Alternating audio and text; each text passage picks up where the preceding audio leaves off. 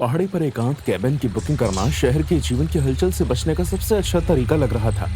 मुझे नेचर से प्यार था और उसी के चलते मैं जंगल की शांति और ताजी हवा का आनंद लेना चाहती थी। केबिन में वो सब था जिसकी मैं उम्मीद करती थी, साधारण लोगों की भीड़ से दूर और प्रकृति से घिरा हुआ। वही मेरी मुलाकात एलेक्स से हुई। वह आकर्षक के साथ साथ खूबसूरत था। उसके साथ मुझे सहज महसूस होता था। हम केबिन के पास एक लंबी पैदल यात्रा पर मिले। एलेक्स को मेरी तरह पैदल यात्रा करना और प्रकृति के करीब रहना अच्छा लगता था। वो पास के केबिन में रहता था। हमारी मुलाकातें पहले दोस्ताना थी। हमने अपने पसंदीदा ट्रेल, सूर्योदय देखने की बेहतरीन जगहें और जंगल की तरफ अपने एक जैसे प्यार के बारे में बातें की। मेरे पास शक करने का कोई कारण नहीं था जिसे मैं सोचूं कि कुछ गड़बड़ है। तीसरे दिन ही चीजें बदलनी शुरू हो गई। एलेक्स बिना बताए मेरे केबिन में आया। उसका स्वभाव मिलनसार था। वो अपने साथ वाइन की बोतल लाया। हमने वो शाम बातें करके बिताई। हम दोनों के बीच कुछ स्पार्क तो था। जैसे जैसे रात बढ़ती गई उसका रवैया भी बदलने लगा। उसका मिलनसार व्यवहार मेरी जिंदगी, मेरे परिवार और मेरे घर के बारे में गहन सवालों में बदल गया। मुझे बेचैनी बढ़ती हुई महसूस हुई, लेकिन मैंने इसे दूर करने की कोशिश की। काफी देर हो गई है एलेक्स, मुझे लगता है अब हमें यही रात खत्म कर देनी चाहिए। एलेक्स की मुस्कान उसकी आंखों तक आ गई। हाँ जरूर एमा, स्वीट ड्रीम्स। मैंने उसके जाने के बाद दरवाजा बंद कर दिया, लेकिन मुझे जल्दी से नींद नहीं आई। लेकिन फिर मैं रात में अचानक डरते हुए उठी। एलेक्स मेरे बिस्तर के सामने खड़ा था। इससे पहले कि मैं कुछ कर पाती वो मेरी तरफ झपटा और उसने अपना हाथ से मेरा मुंह बंद कर दिया। इसे उम्मीद से ज्यादा मुश्किल मत बनाओ। वो मुझे घसीटता हुआ केबिन के तहखाने में ले गया और अंदर बंद कर दिया। उस जगह बहुत अंधेरा था। छत पर बनी एक छोटी सी खिड़की से बस थोड़ी सी रोशनी आ रही थी। ऐसा लग रहा था जैसे कोई वहां पहले भी रुक चुका था, क्योंकि मेरे आसपास गद्दे थे। जैसे ही मेरे मन में वो ख्याल आया, मेरा दिल जोर जोर से धड़कने लगा। मैं यहाँ आने वाली पहली लड़की नहीं थी। मुझे सच में नहीं पता था कि उसके बाद कितने दिन बीत गए। एलेक्स मुझे बहुत ही कम खाना देता था, सिर्फ उतना जिससे कि मैं जिंदा रह सकूं, लेकिन कभी भी भरपेट नहीं। उसने हाल ही में तहखाने में नए स्पीकर्स लगाए थे। रात को जोर जोर से उस पर अजीब आवाजें लगा देता था। जैसे ही मैं बेहोश होकर नींद में डूबने वाली होती थी, चीखों, दांतों की खनक और बाकी शोर मुझे झटके से उठा देते। मैं अपने कान बंद कर लेती और इधर उधर हिलती रहती। थकावट होने पर मेरे चेहरे से आंसू बहने लगते। वो भी कई घंटों तक मुझे अंधेरे में अकेला छोड़कर चला जाता। रोशनी की कमी मेरे दिमाग के साथ साथ अलग पहेलियां खेलती और जल्द ही मुझे वो परछाइयां दिखने लगती जो वहां होती भी नहीं। मेरी कल्पनाएं भयानक होती जा रही थी, हर एक पिछली से और भी ज्यादा डरावनी। फिर एक दिन वो अपने हाथ में एक चाकू लेकर आया और तहखाने के लकड़ी के एक बीम पर चित्र बनाने लगा। उस चित्र से मुझे कुछ भी समझ में नहीं आया, लेकिन शायद वो जो करना चाहता था उसमें वो सफल हुआ। मैं बहुत डर गई थी। तुम ऐसा क्यों कर रहे हो? एलेक्स ने जवाब नहीं दिया। क्योंकि मैं ऐसा कर सकता हूं। मुझे लोगों का दिल तोड़ने में मजा आता है। तुमने पहले भी किया है ना? उसने जवाब नहीं दिया। क्या हुआ उनके साथ? वो चित्र बनाता रहा। प्लीज मेरी जान मत लो। मैं जानती थी कि मुझे यहां से भागना होगा, लेकिन मेरे हाथ एक मजबूत ताले से बंधे हुए थे। मैंने घंटों लगाकर उसे तोड़ने की तरकीब सोची। उसकी कोई ना कोई कमजोरी तो होगी। मुझे आखिरकार वो मौका मिल गया जब एलेक्स अपनी एक भूल की वजह से चाकू मेरी पहुंच के करीब भूल गया।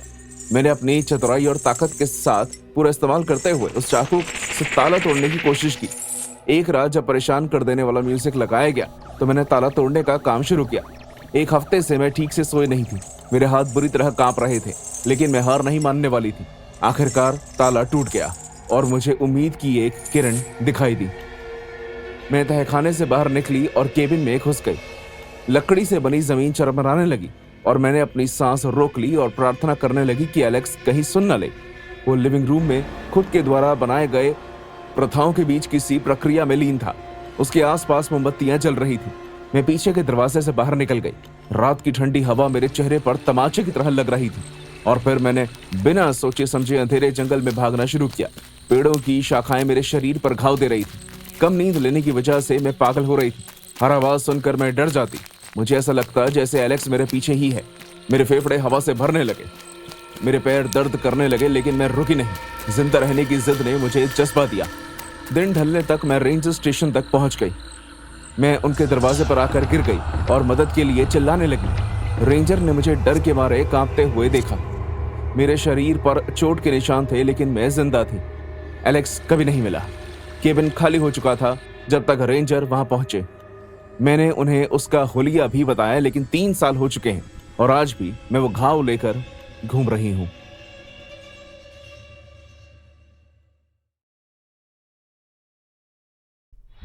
थोड़ी शांति और अकेले रहने की चाहत में मैंने हवाई के पास एक शांत आइलैंड की अकेली ट्रिप सोची। वो आइलैंड जन्नत जैसा था, जो आम बीच की भीड़ भाड़ से बचा हुआ था। मैंने समुद्र तट के पास एक छोटा बंगला किराए पर लिया। उसकी सफेद दीवारें सूरज की किरणों के नीचे चमक रही थी। हरी भरी हरियाली और आइलैंड के पानी के आसपास पूरा दिन बिताने के बाद मैंने रात में अकेले बाहर निकलने और समुद्र तट पर बैठने का फैसला किया। वहां चल रही हल्की हल्की हवा सुखमयी थी। मैं समुद्र की लहरों की आवाज सुनते हुए वहां बैठ गई और फिर मैंने एक और आवाज सुनी, एक अजीब सीटी की आवाज, बहती हुई हवा के साथ एक महिला की आवाज। वो बेहद खूबसूरत लग रहा था, लेकिन फिर भी इसने मेरे रोंगटे खड़े कर दिए। हेलो, क्या कोई वहां है? सीटी की आवाज अचानक बंद हो गई। मैंने खुद को परेशान होने से रोकते हुए ये समझाया कि शायद ये हवा की ही आवाज थी, लेकिन आवाज फिर से आने लगी, इस बार और करीब। मैं खड़ी हुई। मैंने अंधेरे बीच को गौर से देखा, लेकिन कोई दिखाई नहीं दिया। कौन है वहां? मेरी आवाज लड़खड़ा गई। एकदम से सीटी की आवाज आना बंद हो गई और हल्की गर्म हवा चलने के बावजूद मुझे ठंड लगने लगी। मैंने फैसला किया कि मैं अपने बंगले पर वापस चली जाती हूँ, लेकिन जैसे ही मैं पीछे मुड़ी, मैंने रेत पर किसी के पैरों के निशान देखे। मैं जिस जगह बैठी थी, वो पैरों के निशान उससे अलग दिशा में जा रहे थे। वो निशान ताजे और छोटे थे, जैसे किसी औरत के। मेरा दिल जोर जोर से धड़कने लगा, लेकिन मैंने उनका पीछा करने का फैसला किया। वो निशान पानी के किनारे तक गए और गायब हो गए। मैं मुड़ी और अपने बंगले की तरफ तेजी से चलने लगी। आधे रास्ते पहुंचकर मैंने फिर से सीटी की आवाज सुनी, इस बार मेरे ठीक पीछे। मैं पीछे मुड़ी, लेकिन वहां कोई नहीं था। पैरों के निशान फिर से दिखाई दिए। इस बार वो मेरे पीछे थे और मुझसे कुछ फीट की दूरी पर आकर रुक गए। मुझे ऐसा लग रहा था जैसे कोई मुझे देख रहा है। मेरे अंदर घबराहट मच गई और मैं भागने लगी। रेत होने की वजह से मेरे पैर गति नहीं पकड़ पा रहे थे और हर कदम रेत के अंदर धंस रहा था। जब मैंने पीछे मुड़कर देखा तो एक परछाई खड़ी थी, जो रात की चांदनी में मुश्किल से दिखाई दे रही थी। वो एक महिला थी। उसके लंबे काले बाल हवा में लहर रहे थे। उसने अपना हाथ उठाया और सीटी की आवाज और तेज और जोरदार हो गई। मैं फिसल कर गिर गई। मेरे घुटने और हाथ खुरदरी रेत पर रगड़ गए। दर्द मुझ पर हावी हो गया, लेकिन मैं अपने पैरों पर खड़ी हुई और दौड़ने लगी। मैं बंगले पर पहुंची। मैंने दरवाजा बंद किया और ताला लगा दिया। मेरी सांसें तेज हो गई थी, लेकिन मुझे ऐसा लग रहा था जैसे मेरा दिल मेरे सीने से बाहर निकल जाएगा। मैं दरवाजे से पीछे हट गई। मेरे हाथ से खून बह रहा था। आखिर ये चल क्या रहा है? मैं अपने घाव धोने के लिए बाथरूम में घुस गई।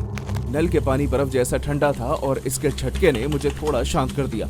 जैसे ही मैंने खरोंचे साफ की, मुझे फिर से सीटी बजने की आवाज सुनाई देने लगी, धीमी लेकिन साफ। मैं हैरान हो गई और शीशे में अपने आप को देखती रही। मेरे पीछे शावर का पर्दा थोड़ा हिला, जैसे किसी ने उसे थोड़ा सा हिलाया हो। मैं अपनी सांस रोकते हुए धीरे धीरे मुड़ी। पर्दा हिलना बंद हो गया। मैं आगे बढ़कर कांपते हुए हाथों से उसे एक तरफ खींच दिया। कोई नहीं था। सीटी बजना बंद हो गई। मैं पीछे हट गई, लेकिन इस बार जैसे ही मैंने शीशे में देखा, मेरी परछाई की जगह मुझे एक महिला दिखाई दी। कोयले की तरह सूखी त्वचा, खून से भरी लाल आंखें, हवा में तैरते लंबे काले बाल और कैंची जैसे दांत। मैं सदमे में आ गई। मुझे अपनी आंखों पर विश्वास नहीं हो रहा था। उस महिला ने कुछ कहने के लिए अपना मुंह खोला और मुझे सीटी की आवाज फिर से आनी शुरू हो गई। मैं जोर से चिल्लाते हुए बाथरूम से बाहर भागी। कमरे में अचानक से दम घुटने लगा। मैंने लिविंग रूम तक जाने के लिए लाइट्स चलाना शुरू किया और अपने लिए रास्ता बनाया। रोशनी से राहत मिली। मैं सोफे पर बैठ गई और टांगे ऊपर कर ली। मैं सोचने की कोशिश कर रही थी कि क्या हो रहा है। मेरा दिमाग दौड़ने लगा, लेकिन मुझे कुछ समझ नहीं आ रहा था और फिर मैं बेहोश हो गई। मुझे एक बुजुर्ग स्टाफ महिला ने जगाया। मैं तब भी कांप रही थी। उसने मुझे एक कंबल दिया और शांत होने को कहा। मैंने उसे सब कुछ बताया जो मेरे साथ रात में हुआ। जब वो मेरी बात सुन रही थी तो उसका चेहरा गंभीर हो गया। तुमने नापाका मेडन को सुना? ये करीब 100 साल पुरानी कहानी है। वो एक ऐसी महिला थी जिसने समुद्र के तट पर अपने प्यार को खो दिया और तब से किनारे पर घूमती है। एक अफवाह ये भी है कि डूबने से पहले लोगों ने उसकी बात सुनी थी। कहते हैं कि जो लोग उसकी बात सुनते हैं वो खतरे में रहते हैं। तुम इन सब के बारे में जो कुछ भी सोच रही हो, उसके बावजूद कल रात समुद्र तट पर उसने तुम्हारी जान बचाई है।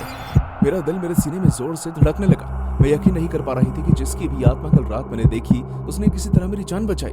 उस दिन की दोपहर में बूढ़ी औरत के साथ बंगले के ऊपर बने पहाड़ी पर गई। वह एक मंदिर था जिसे स्थानीय लोगों ने नौपाका मेडन को समर्पित किया था। मैंने उनकी आत्मा की शांति की प्रार्थना करते हुए वहां फूल चढ़ाए और एक मोमबत्ती जलाई। मैंने अपनी 7 साल पुरानी गर्लफ्रेंड से ब्रेकअप कर लिया था और अब मैं अपने सबसे बुरे दौर से गुजर रहा था। इसलिए अपने दिमाग को शांत करने के लिए मैं अकेले ट्रिप पर जाने का फैसला करता हूँ। प्लान सिंपल था, एक दिन की हाइक मशहूर ब्लैकस्टोन झील के पास कैंप और अगले दिन वापस। रास्ता घने जंगल से होकर गुजरता था। सूरज की रोशनी पत्तों से छनकर आ रही थी। मुझे कई हफ्तों के बाद पहली बार शांति महसूस हुई। एक दिन जैसे ही मैं झील के पास पहुंचा, मेरी मुलाकात एक आदमी से हुई। उसके कपड़े फटे हुए थे, बाल बिखरे और उसे घबराहट की शिकायत थी। उसकी बाएं आंख फड़क रही थी और उसने अपनी गर्दन को तब तक खुजलाने की आदत थी जब तक खून नहीं निकल जाता। जैसे ही मैं उसके सामने आया, उसकी आंखें मुझ पर टिक गई। तुम यहाँ नेचर का मजा लेने आए हो या उसे खराब करने? मैंने उससे सुनिश्चित किया कि मैं सिर्फ यहाँ हाइकिंग और कैंपिंग के लिए आया हूँ। वो मेरे पास आया, उसकी सांसें गर्म और खट्टी थी। अगर तुमने नेचर की इज्जत की तो वो तुम्हें इनाम देगी, और अगर तुमने ये जगह खराब की तो मैं तुम्हें जान से मार दूंगा। मैं उसकी बात सुनकर हंसने लगा, लेकिन तभी मुझे एहसास हुआ कि वो मजाक नहीं कर रहा। मुड़कर जंगल में गायब होने से पहले उसने मुझे एक पल के लिए घूर कर देखा। मेरा दिल जोर से धड़क रहा था। मैं वहीं खड़ा रहा जब तक कि मुझे यकीन नहीं हो गया कि वो चला गया है। झील सुंदर थी। मैंने कैंप लगाया और छोटी सी आग जला ली। जैसे ही सूरज ढलना शुरू हुआ, एक और ग्रुप आया। उन्होंने अपना कैंप मेरे कैंप से थोड़ी दूर लगाया। वो 4 लोग थे, 2 लड़के और 2 लड़कियां। वो जोर जोर से हंस रहे थे और बातें कर रहे थे। मैं जल्द ही अपने स्लीपिंग बैग में घुस गया, एक किताब पढ़ी और उनकी तेज बातचीत के बीच सोने की कोशिश की जो प्रकृति में गूंज रही थी। लेकिन फिर सब कुछ बदल गया। मैं चिल्लाने की आवाज सुनकर जागा जो रात को चाकू की तरह चुभ रही थी। मैं फौरन अपने कैंप से बाहर निकला। मेरा दिल जोर जोर से धड़क रहा था। मुझे समझ में नहीं आ रहा था कि क्या हो रहा है। दूसरे कैंप में अफरा तफरी मच गई और एक पल के लिए मुझे लगा कि किसी भालू ने उन पर हमला कर दिया है। लेकिन रात के अंधेरे में मैंने उस पागल आदमी को देखा। वो दूसरे कैंप के आए हुए लोगों पर हमला कर रहा था। वो भयानक आतंक के साथ आगे बढ़ रहा था। पहले कैंप पर एक लड़के ने उसे रोकने की कोशिश की, लेकिन उसे काबू में कर लिया गया। उस आदमी ने उसके सीने में चाकू घोंप दिया। जैसे ही उसके मुंह से खून निकलने लगा, उस आदमी की चीखें गड़गड़ाहट में बदल गई। दूसरा कैंप पर लड़कियों में से एक वो पेड़ों के पीछे छुपने के लिए भागी। आदमी ने उसके बाल पकड़कर उसे पीछे खींच लिया। उसकी चीखें रात के सन्नाटे में गूंजती रही जब तक वो हमेशा के लिए चुप नहीं हो गई। वो उसके सर को बड़े पत्थर से मारता रहा। Oh my God, oh my God! मैंने चौंक कर अपने हाथ अपने मुंह पर रख लिए। बाकी 2 कैंपर्स ने भी भागने की कोशिश की, लेकिन वो आदमी डटा रहा। उसने हवा में चाकू फेंका जो लड़के की पीठ पर जाकर लगा। जैसे ही वो आदमी पास आया, वो लड़का दर्द से कराहते हुए जमीन पर गिर गया और आदमी ने उसके चेहरे पर बुरी तरह वार करते हुए खत्म कर दिया। आखिरी लड़की मदद के लिए चिल्लाते हुए मेरी तरफ भागी, लेकिन वो लड़खड़ा कर गिर गई, जिससे उसके घुटने पर लग गई। वो रेंगती रही, लेकिन कुछ ही सेकंड में वो आदमी उसके सर पर खड़ा था। उसने लड़की का गला पकड़ा और अपना तेज चाकू से उसे काट दिया। जान निकलने से पहले उसका शरीर तड़पता रहा। मैं पेड़ के पीछे जाकर छुप गया, उसे चुपके से देखता रहा। वो आदमी उन लाशों के बीच खड़ा था। वो अपनी आंखें इधर उधर घुमा रहा था। वो मुझे ढूंढ रहा था और जैसे उसने मुझे ढूंढ लिया हो, उसने सीधा मेरी तरफ देखा। नहीं, प्लीज नहीं! मैं जंगल में अंधाधुंध दौड़ते हुए निकल गया। पेड़ की शाखाएं मेरे चेहरे पर चिपकने लगी। जड़ों ने मुझे फंसा दिया, लेकिन बचने की चाहत ने मेरी गति बनाए रखी। मैंने अपने पीछे उस झाड़ियों से टकराते हुए सुना। उसकी उखड़ती हुई सांसें मेरे करीब आ रही थी। मैं लड़खड़ा कर गिर गया। मेरे घुटनों में दर्द होने लगा। मैं झाड़ियों में रेंगता गया, पत्तों और शाखाओं को अपने ऊपर खींचता हुआ गायब होने की कोशिश करने लगा, लेकिन कदमों की आहट तेज हो गई। मेरे छुपने की जगह से कुछ ही दूरी पर रुक गई। मैं उसे अपनी गर्दन खुजाते हुए, बड़बड़ाते हुए सुन सकता था। मैं जानता हूँ कि तुम यहीं गई हो। बाहर आओ, बाहर आओ। मैंने अपनी सांस रोक ली और अपने होंठ दबा लिए ताकि मैं कोई शोर ना करूं। चिंता मत करो, मैं तुम्हें कोई नुकसान नहीं पहुंचाऊंगा। उन्होंने नेचर को गंदा किया, इसलिए उन्हें यह सजा भुगतनी पड़ी। तुम्हें डरने की जरूरत नहीं है। अंतकाल जैसे महसूस होने के बाद वो आगे बढ़ गया। उसके कदमों की आवाज धीरे धीरे कम होती गई। मैं कुछ घंटों तक छुपा रहा, जब तक कि आसमान में सूरज की रोशनी चमकना शुरू नहीं हुई। मैं लड़खड़ाते हुए झील की ओर चला गया, जहां कैंप साइट एक भयानक दृश्य के रूप ले चुकी थी। कैंप करने आए लोगों के बेजान शरीर वहीं पड़े थे। जमीन खून से लथपथ थी और दो भालू उन शरीरों से अपना पेट भर रहे थे। मैंने इंतजार नहीं किया। मैं रास्ते में एक छोटे रेंज स्टेशन पर लड़खड़ा कर गिर गया और हमले के बारे में सारी जानकारी दे दी। उन्होंने अधिकारियों को बुलाया, जिन्होंने उस आदमी की खोज में पूरे क्षेत्र को घेर लिया। यह घटना खबरों में फैल गई, लेकिन हैरानी की बात यह है कि वो आदमी उन्हें कभी नहीं मिला। उन्होंने कहा कि वो एक पागल आदमी था जो लोगों पर प्रकृति का नुकसान करने पर हमला करता था, लेकिन उसने पहले कभी हत्या नहीं की थी। उस आदमी की खोज जारी है, लेकिन वो कभी नहीं मिला।